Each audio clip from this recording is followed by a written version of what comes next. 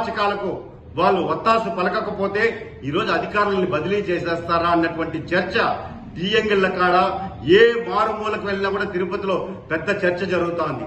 దీనికి ఖచ్చితంగా రాష్ట్ర ప్రభుత్వం సమాధానం చెప్పాలి. నేను ఒకటే అడుగుతున్నా, ఈరోజు ఎన్నికల కోడ్ వచ్చినప్పుడు బదిలీలు రాష్ట్ర వ్యాప్తంగా ఐఏఎస్ అధికారులు, ఐపీఎస్ అధికారులు, రెవెన్యూ అధికారులు, ఎంఆర్ఓలు, తహసీల్దార్లు, ఆర్ఐలు, నగరపాలక సంస్థ కమిషనర్లు అందరూ బదిలీ అవుతున్నారు, బదిలీలు చేస్తున్నారు. మరి తిరుమల తిరుపతి దేవస్థానానికి ఈరోజు ఇన్ఛార్జ్ ఈఓగా పనిచేస్తున్నటువంటి వ్యక్తి డిప్యుటేషన్ మీద వచ్చారు. మరి ఈరోజు రెగ్యులర్ ఐఏఎస్ అధికారిని ఈఓగా ఇప్పటి వరకు నియమించలేదు.